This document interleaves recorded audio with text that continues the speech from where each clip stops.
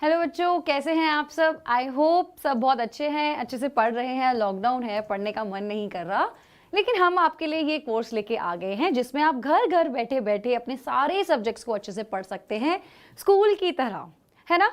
और in fact school की बेहतर, क्योंकि आप लाइव ही नहीं, आप इन लेक्चर्स को कभी भी देख सकते हो। तो कुछ बच्चे मुझे यहाँ नहीं जानते होंगे, मैं फिर से इंट्रोड्यूस करती हूँ। मैं शिवांगी शर्मा आपकी 9th, 10th, 11th and 12th की बायोलॉजी की क्लासेस लेने वाली हूँ। 10th एंड 12th की हमने क्लासेस स्टार्ट कर दी है, तो आज से मैं आपका 11th का कोर्स स्टार्ट करने वाली हूँ। तो जिन बच्चों को प्रॉब्लम होती है या बायोलॉजी पढ़ने में बोरिंग लगता है और वो ये सेशंस को ज्वाइन करना चाहते हैं, तो प्लीज़ हमसे जुड़े रहिए। तो जैसे मैंने बताया, आज मैं आपका पहला लेक्चर लेने वाली हूँ, विच इज़ 11th का फर्स्ट यूनिट का द लिविंग वर्ल्ड। तो फटाफट से सबसे पहले तो ये अपने दिमाग में याद रख लो कि आपकी वीकली कौन कौन सी क्लासेस होने वाली है। अब देखो, लेक्चर का ये पूरा प्लान है, आप इसको ठीक से याद रख लो। आप इसका स्क्रीनशॉट ले लीजिए कि कब कब किस किस टाइम पे आपके कौन कौन से सब्जेक्ट्स होने वाले हैं। मैं आपको मिलूंगी 4 से 4:45 के बीच में, Monday, Wednesday and Friday and so on आपकी बाकी क्लासेस होंगी। चलिए अब स्टार्ट करते हैं हम अपने चैप्टर के साथ। तो जैसे मैंने बोला, द लिविंग वर्ल्ड हम स्टार्ट करेंगे। आज इंट्रोडक्शन क्लास होगी जिसमें मैं आपको मेजरली बताऊंगी कि हम इस चैप्टर में क्या क्या पढ़ने वाले हैं। उसके साथ साथ हम अपना पहला टॉपिक स्टार्ट कर देंगे, which is the characteristics of living.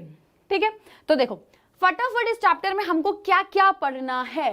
Living world का मतलब क्या होता है बच्चों? लिविंग, आप, मैं, हमारे आसपास न जाने कितने सारे बैक्टीरिया, ठीक है, प्लांट्स, आपके पेट्स, मेरे पेट, मतलब ये सब क्या है? All of these are living organism. तो देखो, लिविंग ऑर्गेनिज्म की ऐसी क्या चीजें हैं जो उनको नॉन लिविंग से अलग करती हैं, ठीक है। तो वो सारी आप किस में पढ़ोगे? Characteristics of living organism. तो हम डिटेल में पढ़ेंगे कि ऐसे कौन कौन से कैरेक्टरिस्टिक्स हैं जो एक बंदे को लिविंग रखता है, ठीक है, और कैसे वो नॉन लिविंग से अलग है। देन उसमें हमारी कुछ, हम इसको देखो किस तरह से पढ़ेंगे, कुछ होती है हमारी डिफाइनिंग प्रॉपर्टीज, ठीक है, ये इंपॉर्टेंट है। लिविंग और नॉन लिविंग का डिफरेंस तो आप कब से पढ़ते हुए आ रहे हो? 9th क्लास से, मतलब जब से आपने बायोलॉजी या साइंस पढ़ना स्टार्ट की होगी ना, आपने सबसे पहले यही पढ़ा होगा कि what are living and what are non living. लेकिन जितनी भी आपने प्रॉपर्टीज पढ़ी, उनमें से कुछ ही डिफाइनिंग प्रॉपर्टीज होती हैं, सारी डिफाइनिंग प्रॉपर्टीज नहीं होती, ठीक है।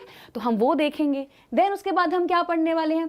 अब देखो कितने सारे लिविंग ऑर्गेनिजम्स हैं हमारे आसपास, मतलब आप इवोल्यूशन सब जानते हैं ना, कितना इंटरेस्टिंग सा होता है इवोल्यूशन। एक सिंगल सेल ऑर्गेनिज्म कैसे मल्टी सेल बनता है, और वो मल्टी सेल से कितने सारे ऑर्गेनिज्म इवॉल्व होते ही चले जाते हैं। भाई कितने तरीके के प्लांट्स हैं, कितने तरीके के एनिमल्स हैं, ह्यूमंस भी कितनी स्टेजेस में इवॉल्व होते हैं। तो यार कितनी ज़्यादा डाइवर्सिटी है। क्या सबको एक साथ पढ़ना काफ़ी है? आप कर सकते हो ये चीज़? डेफिनेटली आप नहीं कर सकते, इतनी डाइवर्स है। जस्ट ह्यूमन बींग्स में देखो कितनी सारी पॉपुलेशंस और कम्युनिटीज़ हैं।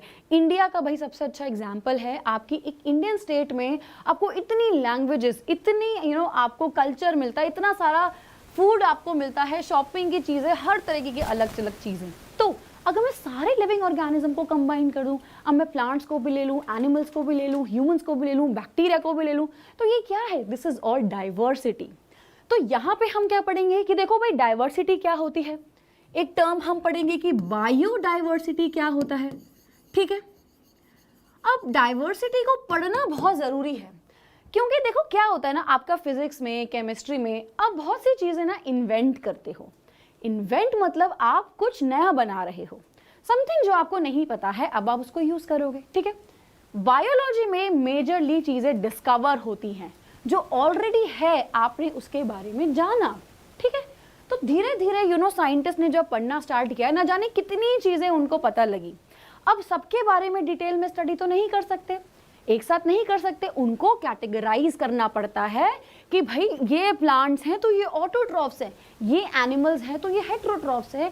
हेट्रोट्रॉफ्स के अंदर भी आपके पैरासाइट्स आ जाते हैं, सैप्रोफाइट्स आ जाते हैं। पैरासाइट के अंदर आपके एक्टोपैरासाइट आ जाते हैं, एंडोपैरासाइट आते हैं, है ना। तो ये सब क्या होता है? This is diversity. और उस डाइवर्सिटी को आप पढ़ोगे कैसे?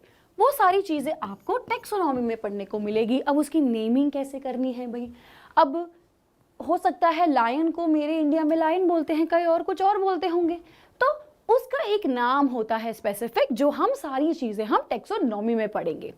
आपको उसमें पढ़ने को मिलेगा बायोनॉमियल नोमेनक्लेचर।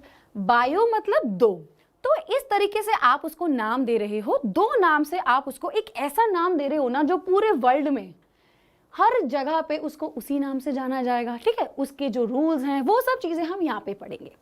देखो उसके बाद क्या आती है, आपकी कैटेगरीज आ गई हैं।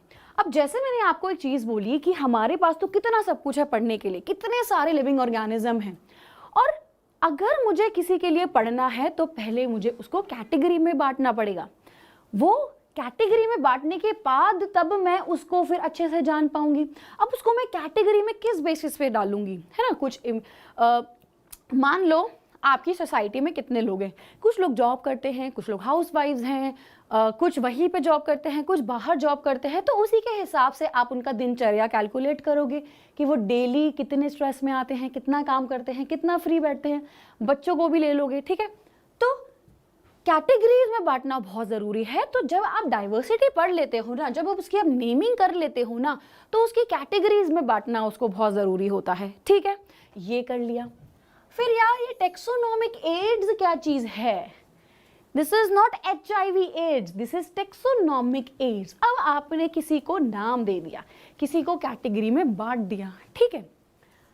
आपके पास आपकी क्लास में आपको जो टाइम टेबल मिलता है, मैंने अभी आपको एक टाइम टेबल बताया कि आपकी मंडे ट्यूसडे वेंसडे जो भी ब्ला ब्ला ब्ला आपकी ये वाली क्लासेस होने वाली है, ठीक है।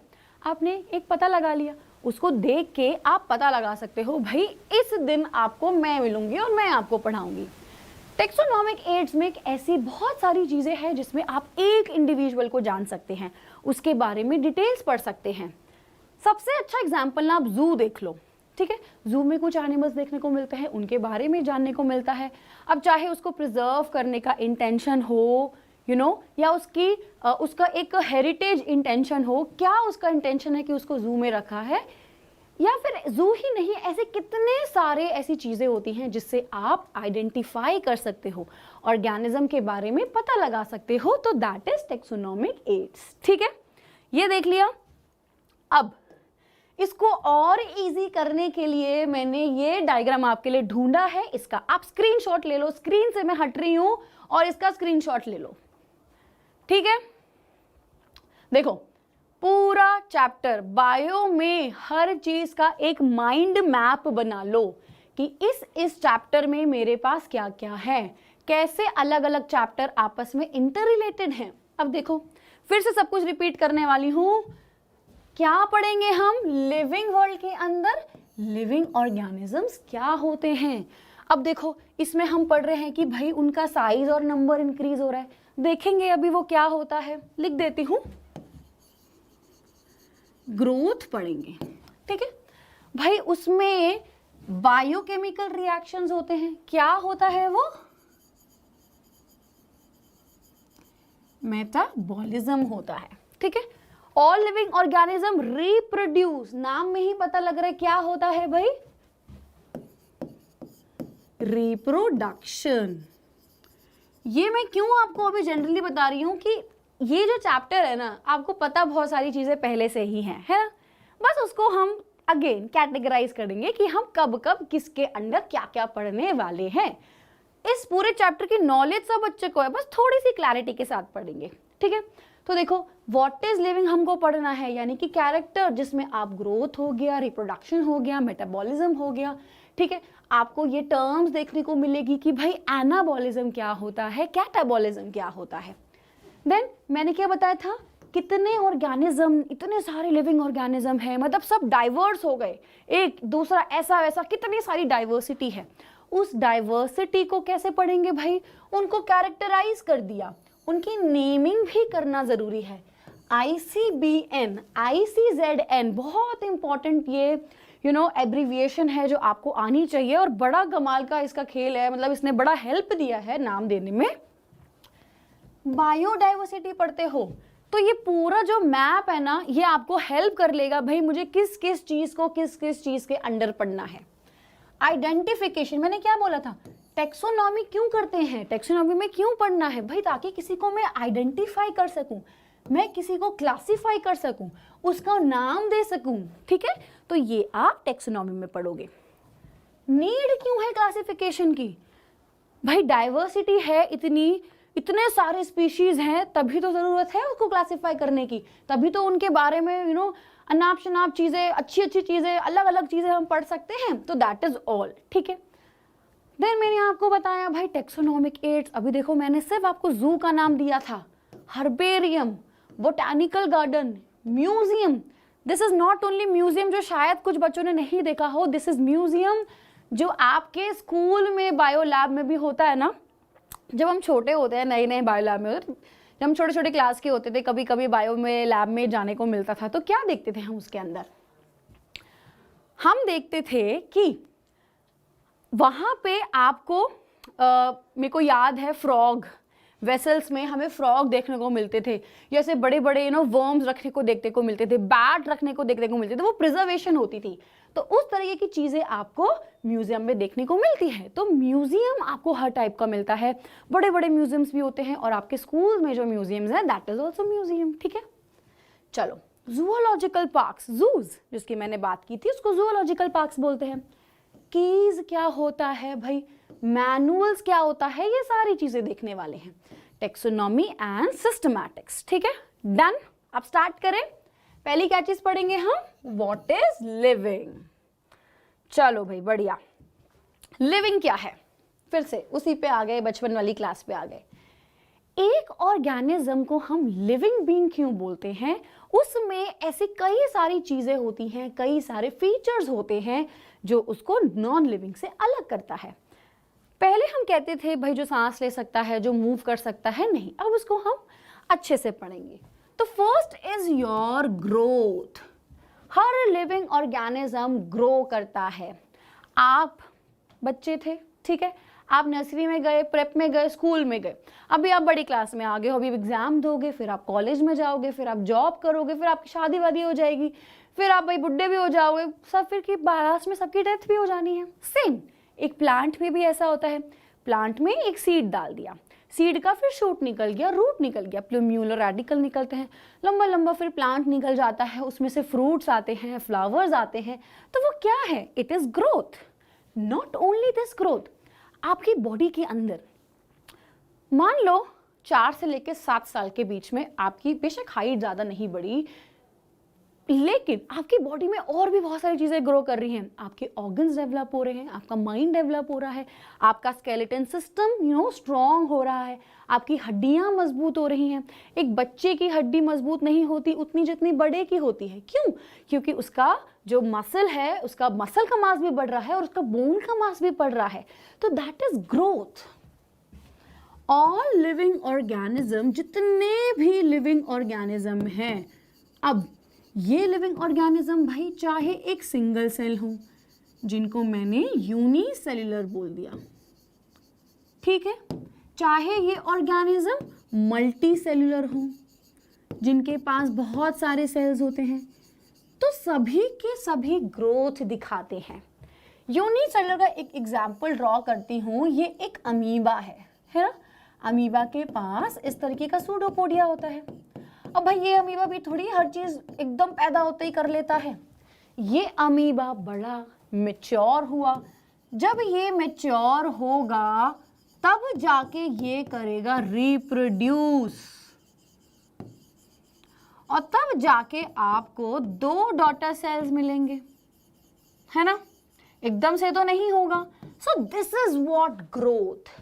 ग्रोथ का मतलब है विद टाइम जो बॉडी में चेंजेस आ रहे हैं।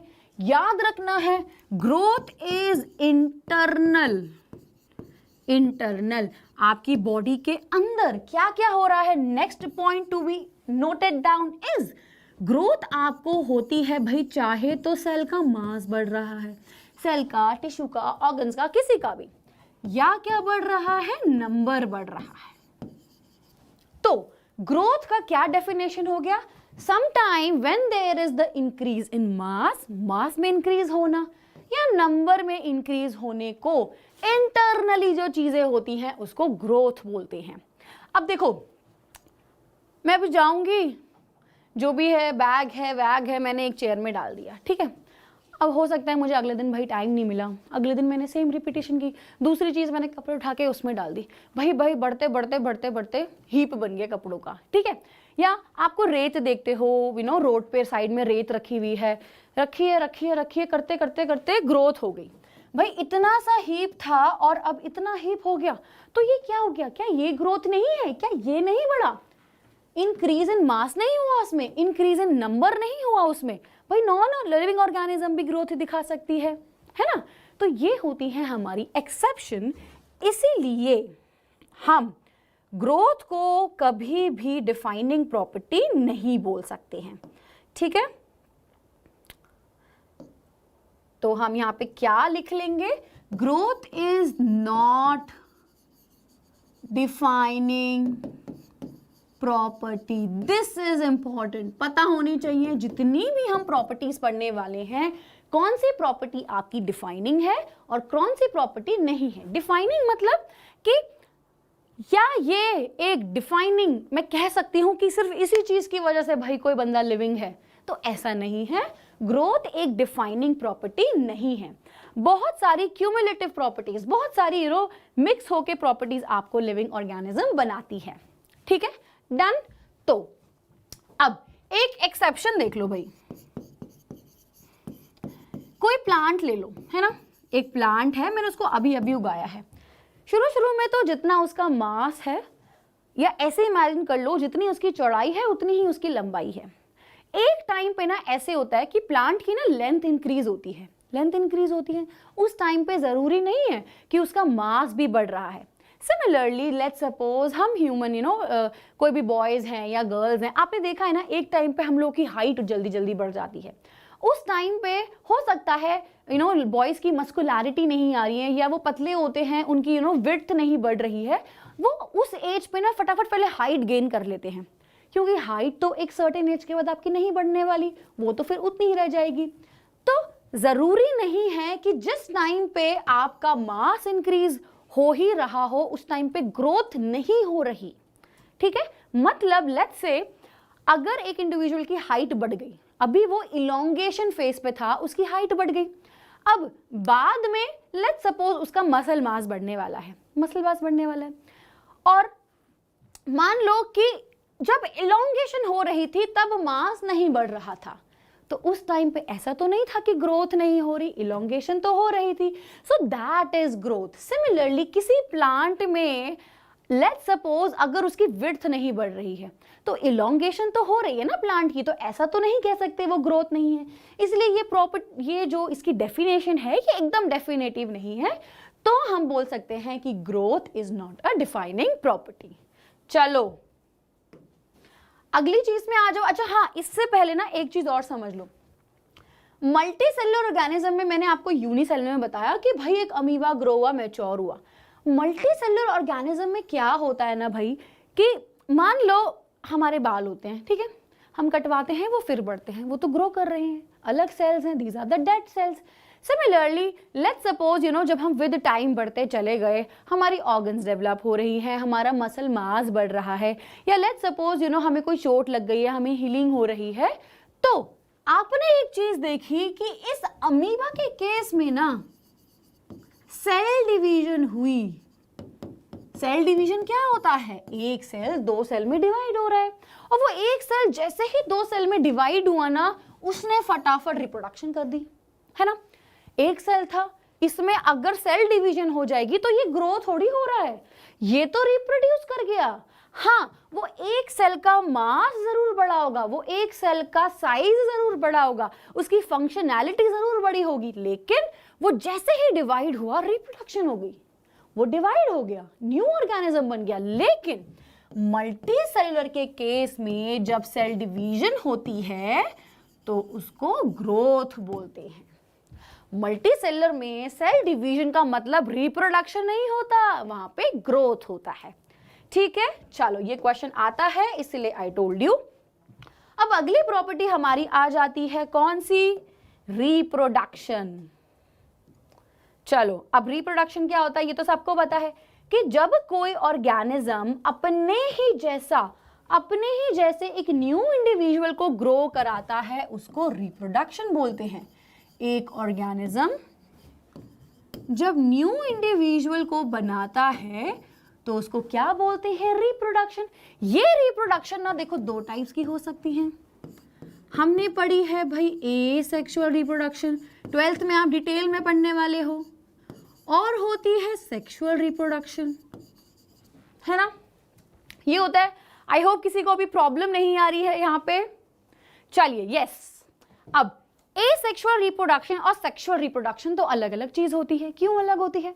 मैंने आपको स्टार्टिंग में बताया कि इतने सारे ऑर्गेनिज्म एक दूसरे से अलग हैं, कोई सिंपल है, कोई बहुत ज्यादा कॉम्प्लेक्स है ना?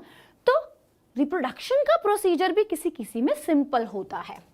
एसेक्सुअल रिप्रोडक्शन में क्या होता है? एक ही पेरेंट इन्वॉल्व होता है, एक पेरेंट है, उसी पेरेंट ने न्यू इंडिविजुअल दे दिए। अब देखो जब न्यू इंडिविजुअल देता है ना एक पेरेंट, तो वो सिंपल कोई ऐसे स्ट्रक्चर बना लेगा कि भाई जिससे न्यू ऑर्गेनिज्म बन जाएगा। कोई किसी भी तरीके से अपने आप को डिवाइड कर लेगा, जैसे अमीबा का हम जानते हैं, हम बचपन से पढ़ते आ रहे हैं, 10th क्लास से पढ़ते हुए आ रहे हैं। अमीबा क्या पढ़ता है?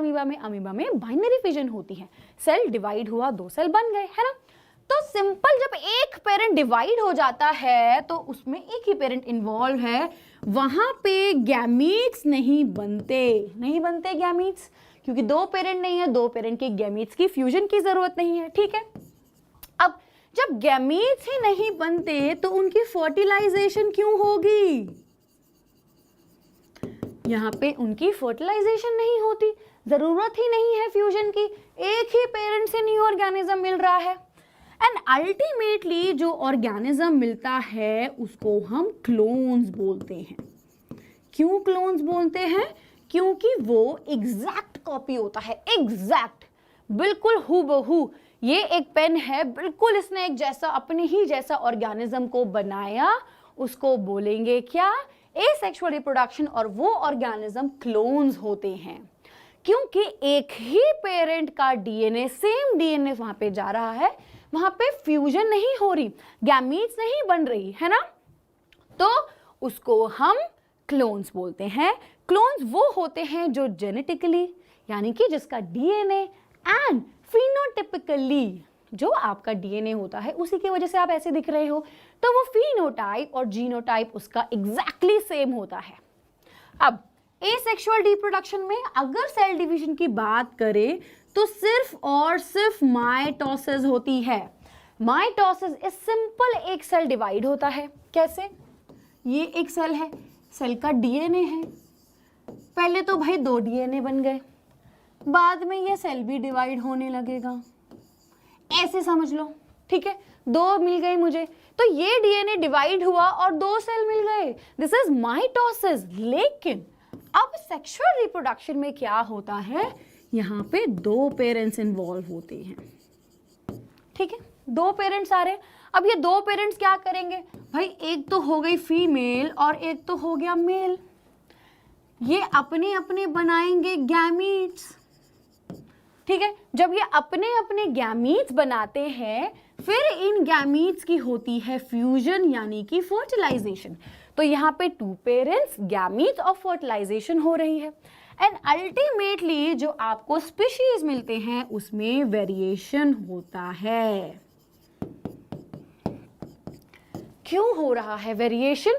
क्योंकि यहाँ पे 2 पेरेंट हैं, आपके फादर और आपकी मदर का डीएनए अलग था, इसीलिए आपके डीएनए में दोनों में कंबाइन कैरेक्टरिस्टिक्स आए, तभी आप किसी एक की तरह एग्जैक्टली सेम नहीं लगते हो। दूसरी चीज, मैंने आपको एक चीज बताई, माइटोसिस।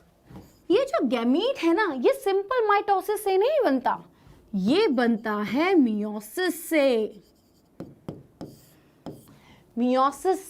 मियोसिस में एक सेल पहले तो 2 सेल बनाएगा, फिर हर एक सेल फिर से 4 सेल बनाएगा। मियोसिस में 1 के 4 बनते हैं। यहाँ पे डीएनए ना हाफ हो जा रहा है, यहाँ पे इसका डीएनए जितना है इसमें भी इतना है, यहाँ पे इसका जितना है इसमें इतना, इसमें इतना, तो फिर इसमें कैसे हो गया भाई, इसमें तो हाफ होना चाहिए था। तो इसको हम रिडक्शनल डिवीजन बोलते हैं, क्योंकि वहां पे डीएनए क्या हो गया, हाफ हो गया। ठीक है, अभी किसी को कोई प्रॉब्लम आ रही है, any doubt? Okay, 12th class की लाइव आती है, आप देखिए, शेड्यूल आप चेक कीजिए, और हम आपको जरूर पढ़ाएंगे, मैं ही आपको पढ़ा रही हूँ। 12th की हमारे लेक्चर्स हो चुके हैं। तो देखो, अब मैंने आपको क्या बताई चीजें, रिप्रोडक्शन हो गई भाई, हमने रिप्रोडक्शन देख लिया, हमने एसेक्सुअल और सेक्सुअल रिप्रोडक्शन देख लिया। सो this is how organism reproduce.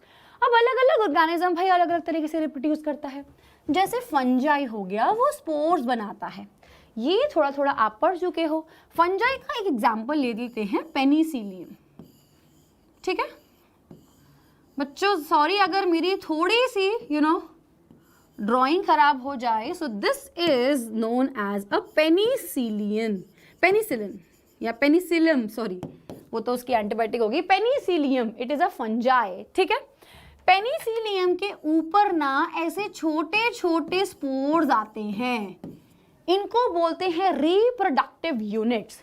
मैंने आपको बोला एसेक्सुअल रिप्रोडक्शन में ना एक ही पेरेंट होता है, तो एक पेरेंट बहुत अलग अलग तरीके से रिप्रोड्यूस करता है, जिसका एक मेथड है स्पोर्स। बॉडी अपने ऊपर एक ऐसे स्ट्रक्चर्स बनाती हैं जिसको हम स्पोर्स बोलते हैं। बेसिकली क्या है ना, स्पोर्स का क्या काम है, ज़्यादा कंफ्यूज नहीं होना। स्पोर्स एक रिप्रोडक्टिव यूनिट्स हैं कि भाई वो कहीं उड़ के कहीं पहुंच गए, जहां पे भी उनको फेवरेबल कंडीशंस मिली वहीं पे एक दूसरा पेनिसिलियम आ जाएगा। So that is spores. ठीक है, अमीबा सबको पता है, अमीबा बाइनरी फिजन से डिवाइड होता है। किससे होता है, बाइनरी फिजन। एक अमीबा दो अमीबा में टूट जाता है। ठीक है, ये सबको आता है, बडिंग सब पढ़ चुके हैं 10th क्लास में। बडिंग क्या होती है, किसी ऑर्गेनिज्म के अंदर छोटी छोटी सी ना बर्ड्स आ जाती हैं। एक ऐसा कोई भी बॉडी का पार्ट है जहाँ पे कुछ एक्स्ट्रा सेल डिवीजन होती रही वहाँ पे न्यूक्लियस वाला पार्ट भी पहुँच गया, वहाँ पे वो पहुँच गया, वो धीरे धीरे तो भाई ग्रो होता रहा। बाद में जब वो कंप्लीटली ग्रो हो गया तो अपनी पेरेंट बॉडी से डिटैच हो गया और अलग ऑर्गेनिज्म बन गया। देख लेते हैं कैसे। ये है लेट्स सपोज मेरा यीस्ट। ठीक है, यहाँ पे कुछ ऐसा स्ट्रक्चर बना, दो अभी तो इससे जुड़ा हुआ है, ये यहाँ पे डीएनए पहुंच गया, धीरे धीरे ये इससे बिल्कुल अलग हो गया एंड अल्टीमेटली दो यीस्ट हो गए। सो दिस इज बडिंग।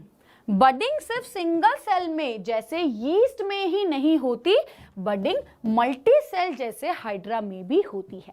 आपने देखा होगा हाइड्रा की जो बॉडी है, लेट्स सपोज ये इसके टेंटिकल्स हैं, यहाँ पे एक बड निकलती है और धीरे धीरे ये ग्रो करती रहती है और बाद में पेरेंट बॉडी से अलग हो जाती है।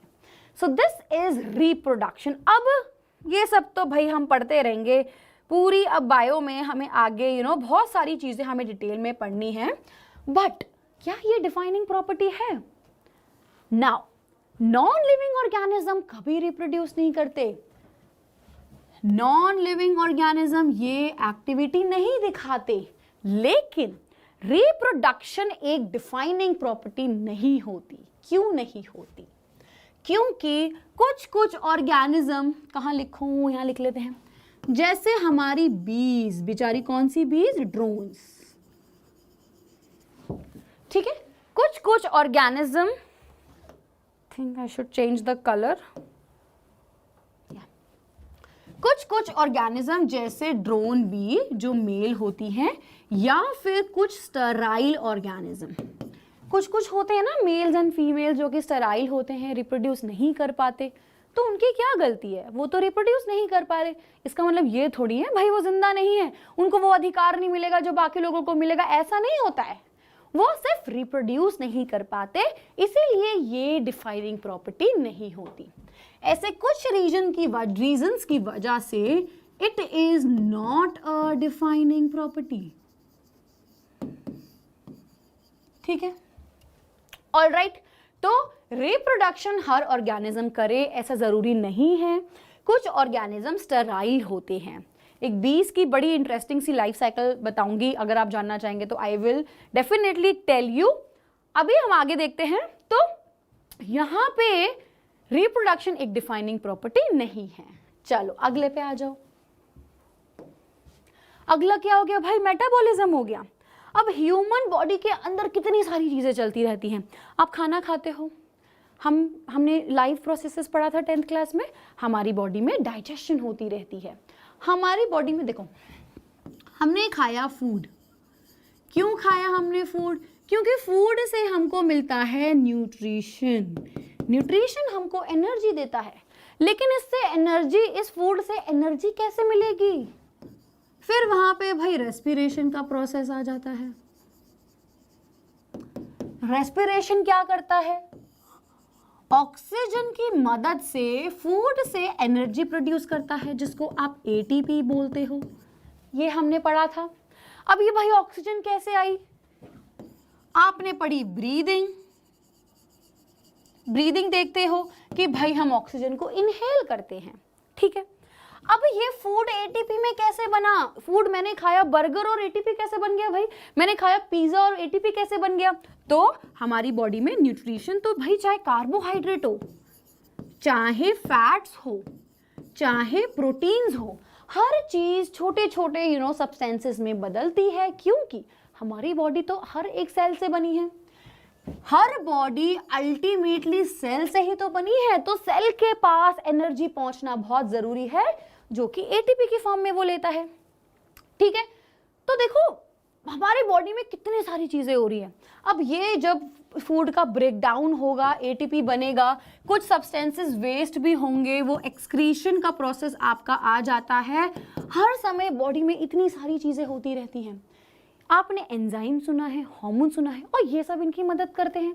केमिकल रिएक्शंस होते हैं, जैसे आप केमिकल रिएक्शंस लैब में परफॉर्म करते हो, आपके बॉडी में भी केमिकल्स होते हैं, एंजाइम्स होते हैं, जो ये सब चीजें करने में मदद करती हैं, ठीक है।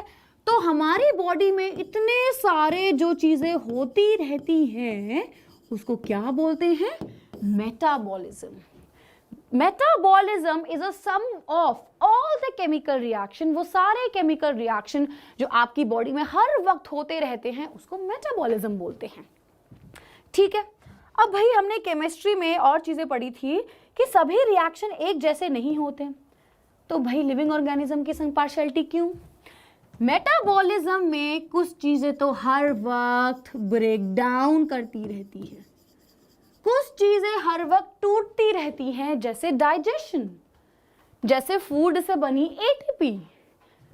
कुछ चीजें तो हमेशा बनती रहती है, जिसको हम सिंथेसिस बोलते हैं, जैसे अमीनो एसिड्स। जैसे बॉडी के अंदर अमीनो एसिड बनते हैं और उन अमीनो एसिड से प्रोटीन बनता है। ये प्रोटीन क्या है? मेरी बॉडी को प्रोटीन क्यों चाहिए? क्योंकि मेरी बॉडी को एंजाइम्स बनाने हैं, हार्मोन्स बनाने हैं। हार्मोन्स, एंजाइम, ये सारे क्या हैं? ये प्रोटीन्स ही तो हैं। तो ये सब प्रोटीन बनते हैं, यानी कि हर वक्त भाई ब्रेक डाउन भी हो रहा है, हर वक्त सिंथेसिस भी हो रहा है। जो प्रोसेस से ब्रेक डाउन होता है उसको क्या बोलते हैं? कैटाबॉलिज्म। क्लियर है? और जिन चीजों से सिंथेसिस होती है, जो कंबाइन होके एक बड़ा मॉलिक्यूल बनाता है, उसको क्या बोलते हैं? Anabolism. All right, I hope there are no doubts, ठीक है। तो मेटाबॉलिज्म वो सारे केमिकल रिएक्शंस का सम है, जो कुछ या तो कैटाबॉलिज्म हो सकते हैं, कुछ एनाबॉलिक रिएक्शंस हो सकते हैं। एग्जाम्पल ले लेते हैं, चलो एग्जाम्पल मुझे बताओ कैटाबॉलिज्म का एंड एनाबॉलिज्म का। चलो एग्जाम्पल बताओ, क्या क्या हमारे एग्जाम्पल्स होते हैं? Metabolism yes, anabolism.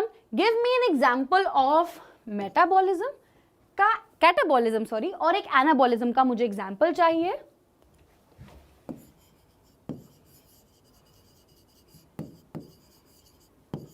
कौन सा होगा?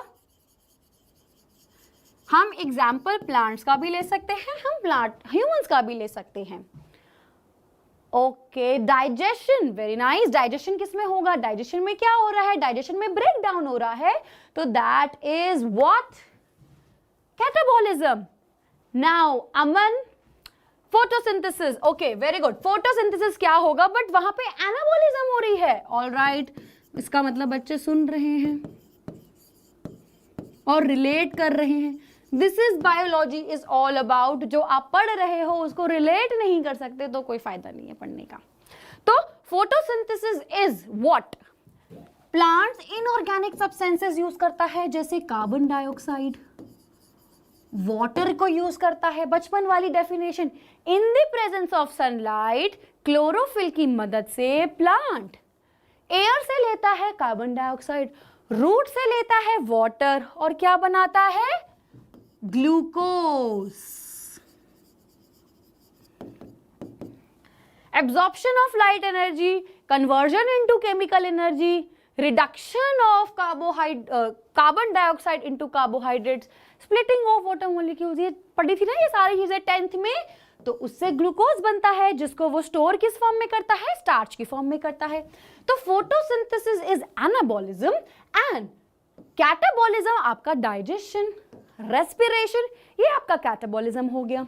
अब देखो कमाल की चीजें क्या हो गई, कैटाबॉलिज्म में एनर्जी रिलीज होती है, ठीक है। और जो एनर्जी कैटाबॉलिज्म में रिलीज हो रही है, बॉडी को क्या करेगा? उसका क्यों बना रहा है एनर्जी? उसको यूज करके एनाबॉलिज्म करेगा। तो जो भी एनर्जी हमको मिली, कुछ ऑर्गेनिज्म उसको यूज करते हैं बाकी चीजें करने से, उसको हम एनाबॉलिक बोल दिया, ठीक है। एक बड़ा अच्छा एग्जांपल देती हूं मैं आपको। एंडोथर्म्स कौन होते हैं? एक क्वेश्चन भी आएगा, तब मैं नहीं बताने वाली, तब आप मुझे बताओगे। एंडोथर्म्स वो ऑर्गेनिजम्स होते हैं जो अपनी बॉडी में, अब उनको हीट की जरूरत है। हमें ठंड लग रही है, ठीक है, तो हम क्या करते हैं? जब हमें ठंड लगती है हम शिवर करते हैं। अब हम कैसे सरवाइव करेंगे? कुछ तो हमारी बॉडी में होना चाहिए ना। तो ये जो भाई एंडोथर्म ह्यूमंस जो हो गए ना, यहां से जो एनर्जी रिलीज हो रही है, इस एनर्जी के साथ हीट भी तो रिलीज हो रहा है, और ये हीट को एंडोथर्मिक ऑर्गेनिज्म अपने आप को वार्म रखने के लिए, अपने आप का टेम्परेचर को कांस्टेंट रखने के लिए यूज करते हैं। क्लियर? बढ़िया। एंडोथर्म्स कौन होते हैं? वो ऑर्गेनिज्म जिनका बॉडी का टेम्परेचर कांस्टेंट रहता है। कैसे? कैसे इज द क्वेश्चन, और उसकी कंप्लीट डिवीजन कैसे? जो उनके अंदर बॉडी में जो एनर्जी रिलीज होती है, जो हीट रिलीज होती है, उस हीट को यूज करके वो अपनी बॉडी का टेम्परेचर को कांस्टेंट करते हैं। इसी का उल्टा होता है एक्टोथर्म। लिजर्ड, छिपकली, छिपकली को बेचारी ठंड लग रही है ना, वो जाके धूप में बैठ जाएगी। उसकी बॉडी के अंदर कोई चीज नहीं है जिसको वो एनर्जी को यूज करके हीट को यूज करेगी। वो सन बाथिंग कर लेगी और वो फिर गरम गरम उसको फील होगा। So that is ectotherm organism. वो एक्टोथर्मिक ऑर्गेनिज्म जो अपनी बॉडी का टेम्परेचर को कांस्टेंट नहीं रख पा रहे, तो क्योंकि उनकी बॉडी में ये हीट को यूज नहीं कर पा रहे हैं, तो वो एनवायरमेंट की हीट को यूज करते हैं। समझ आ गया? तो ये था हमारा मेटाबॉलिज्म। अब मुझे एक चीज बताओ, क्या जो इंडिविजुअल नॉट इंडिविजुअल, जो नॉन लिविंग ऑर्गेनिज्म होते हैं उसमें मेटाबॉलिज्म होता है? उसमें मेटाबॉलिज्म होता है, and the answer is no. Homeostasis, yes, homeostasis is something जो आपकी बॉडी की कंडीशंस को कांस्टेंट रखता है। फॉर एग्जांपल टेम्परेचर, टेम्परेचर को कांस्टेंट रखना इज होम्योस्टेसिस, ठीक है।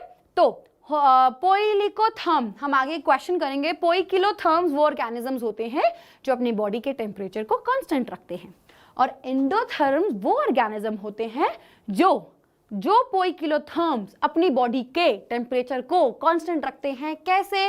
अपनी बॉडी में रिलीज हुई हीट को यूज करके। बढ़िया, क्लियर है? सो मेटाबॉलिज्म नॉन लिविंग ऑर्गेनिज्म में नहीं होता, और इसकी तो मुझे कुछ एक्सेप्शन नहीं दिख रही। ये एक डिफाइनिंग प्रॉपर्टी है भाई, पहली डिफाइनिंग प्रॉपर्टी मिल गई। Metabolism is a defining property of living organisms. चलो अब आ जाओ नेक्स्ट चीज में, विच इज सेल्यूलर ऑर्गेनाइजेशन। ये तो भाई सबसे सिंपल चीज है। हर लिविंग ऑर्गेनिज्म, हमने सेल थ्योरी में पढ़ा था शिल्डन एंड श्वान और वर्को ने जो थ्योरी दी थी कि हर ऑर्गेनिज्म सेल से बना है, सेल मिलके बनाते हैं टिश्यूज, ठीक है। अब सेल मिलके बनाते हैं टिश्यूज, टिश्यू मिलके बनाते हैं ऑर्गन्स, अलग अलग ऑर्गन कंबाइन होके डिपेंडिंग कि वो क्या काम संभाल रही है एक सिस्टम बनता है, और एक सिस्टम से फाइनली एक इंडिविजुअल बनता है, अलग अलग सिस्टम से एक इंडिविजुअल बनता है। So this is cellular organisation.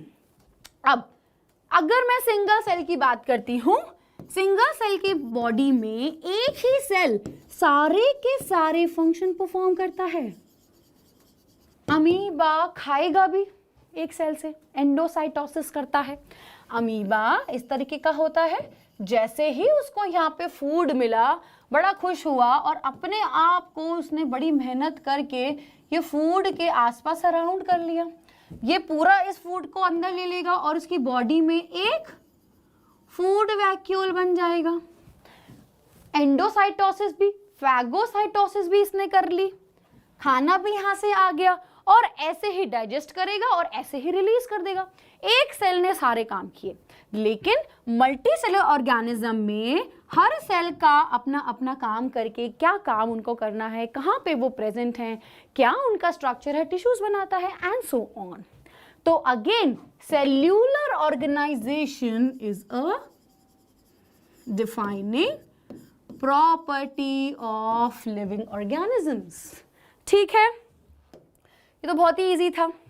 And I think this is last, no okay, this is second last. Then हमारे पास आता है कॉन्शियसनेस। कॉन्शियसनेस, आप मुझे सुन रहे हो, मैं आपके कमेंट्स देख रही हूं, आपको मेरी चीजें समझ आ रही है। This is how you are reacting to what you are listening, to what I am seeing. ये होता है रिस्पॉन्ड करना। स्टिमुलाई, कोई भी बाहर के जो स्टिमुलाई है, which could be heat, which could be touch, which could be anything, उसको जब ऑर्गेनिज्म रिस्पॉन्ड करता है तो उसको कॉन्शियसनेस बोलते हैं। हर ऑर्गेनिज्म करता है। हम रिफ्लेक्स आग पढ़ते हैं, रिफ्लेक्स एक्शन पढ़ते हैं, कुछ गरम गरम हाथ लगाया, हमने कॉफी का मग गरम था, फटाफट से हाथ झटका लेते हैं, that is reflex action. Similarly plants में भी वाटर की प्रेजेंस में वो क्या दिखाता है, हाइड्रोट्रोपिज्म, है ना। देन लाइट की प्रेजेंस में वो दिखाता है फोटोट्रोपिज्म। तो ये होते हैं responses. This is consciousness and again this is the third defining property. First defining property कौन सी थी, मेटाबॉलिज्म, सेकेंड थी सेल्यूलर ऑर्गेनाइजेशन एंड थर्ड थी कॉन्शियसनेस। ये होती है defining properties of a living organism. Last आ गया भाई लाइफ स्पैन। जिस ऑर्गेनिज्म ने इस दुनिया में जन्म लिया है उसको मरना भी है। जो भी पैदा हुआ है, जिसका भी बर्थ हुआ है, भाई उसकी डेथ भी होगी। लेकिन वो बहुत चीजें करेगा, वो ग्रो हो रहा है, डेवलप हो रहा है, वो रिप्रोड्यूस करेगा, ग्रो होने से पहले मैच्योर होगा, रिप्रोड्यूस करेगा, उसके बाद वो अडल्ट हो जाएगा, उसकी एजिंग होगी एंड अल्टीमेटली उसकी डेथ हो जाएगी। सो this is life span. Her organism की लाइफ स्पैन अलग अलग होती है डिपेंडिंग अपॉन कि उसकी बॉडी का स्ट्रक्चर कैसा है, उसकी बॉडी की इंटरनल फिजियोलॉजी कैसी है, वो किस एनवायरनमेंट में रहता है, दैट इज उसकी बॉडी के हिसाब से उसकी लाइफ स्पैन अलग अलग होती है। कुछ प्लांट्स 200 से साल भी जी जाते हैं और कुछ प्लांट 5-6 महीने के एक मेहमान होते हैं।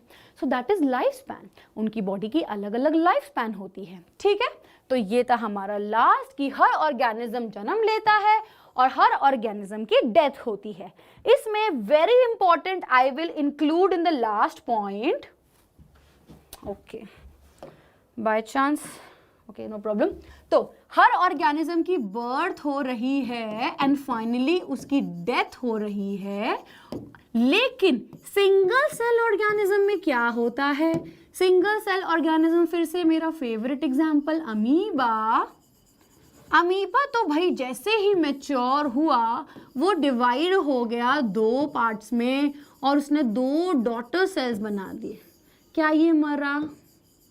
क्या इसकी डेथ हुई? नो। सिंगल सेल ऑर्गेनिज्म का ग्रोथ ही रिप्रोडक्शन है और उसकी डेथ नहीं होती। उसको इमॉर्टल कह सकते हैं। कैसे? क्योंकि ये जब इसका समय आ गया ना तो ये मरा नहीं, इसने अपने आप को डिवाइड कर लिया, तो इसका वजूद खत्म नहीं हुआ, इसकी एग्जिस्टेंस अब दोनों में है। इसका डीएनए डबल हुआ और 2 ऑर्गेनिज्म मिल गए। सो सिंगल सेल ऑर्गेनिज्म में ये इंपॉर्टेंट है कि ग्रोथ ना बच्चों एक साथ चलती है, पैरेलल होती है किसके? रिप्रोडक्शन के। एक जैसी बात है, बिल्कुल एक जैसी बात है सिंगल सेल ऑर्गेनिज्म में, और उनकी डेथ नहीं हो रही। ठीक है, so this is life span. Next class में हम कुछ क्वेश्चंस डिस्कस करेंगे। आप चाहे तो इनके स्क्रीनशॉट ले सकते हो। मैं फटाफट से स्लाइड चेंज कर रही हूं। So this was the first question, ये हमारा सेकंड क्वेश्चन है। सिर्फ इसके स्क्रीनशॉट ले लो फटाफट से, नहीं ले पाए हो तो रिकॉर्डेड में से इसके स्क्रीनशॉट ले लो। This is the third question. Next question. Alright, now ये जो आपके क्वेश्चंस हैं ये आपका होमवर्क है, ये सब आप करके लाओगे और नेक्स्ट क्लास में मैं आपके इसके आंसर डिस्कस करूंगी। तो थैंक यू वेरी मच, और अगर आपको क्लास अच्छी लगी तो नेक्स्ट क्लास में पढ़ के आइएगा और मेरे साथ रहिएगा। Thank you. And now okay, तो हमने क्या क्या पढ़ा? हमने पढ़ा कैरेक्टरिस्टिक्स ऑफ लिविंग, और नेक्स्ट क्लास में हम क्वेश्चन डिस्कस करने वाले हैं और हम पढ़ेंगे biodiversity. All right, so thank you, जल्दी आना, ऑल द बेस्ट।